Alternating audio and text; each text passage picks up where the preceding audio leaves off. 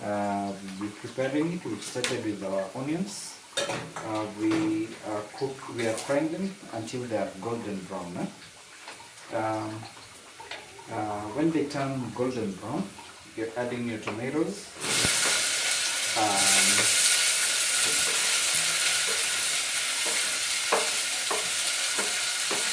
So after the onions have turned golden brown, you ensure that your onions cook until they soften.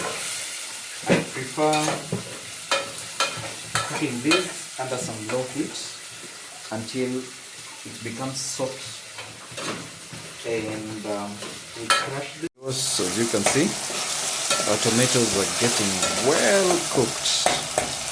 So we try crushing them to make a thick paste.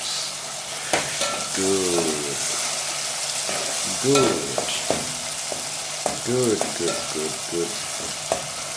So we're gonna add in some salt.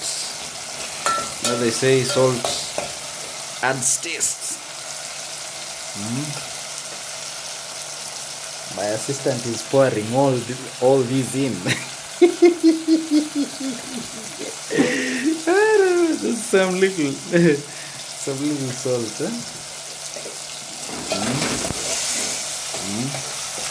Some little salt, and we stir.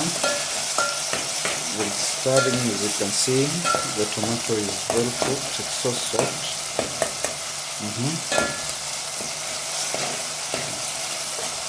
Yeah, it's nicely done. So we ensure the heat is low. As you can see, it's a thick paste. Then the moment we add in the small sharks, these are baby sharks. Baby shark. I came to learn that these little buddies of ours here are only found in freshwater lakes. So I'm keeping some little stock here for tomorrow. After adding them into the paste, you stir. Is it stirring or mixing? You know, English climbed a ship to Africa, so we are only using a borrowed language. But as you can see, the tomatoes are well cooked, and the color of our little buddies here is changing.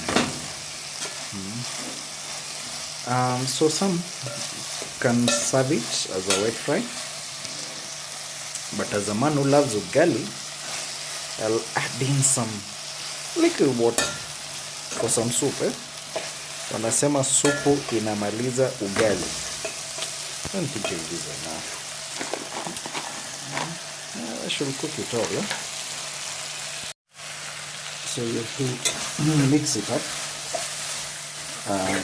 so that the salt is evenly spread in our broth together with the tomatoes and the onions.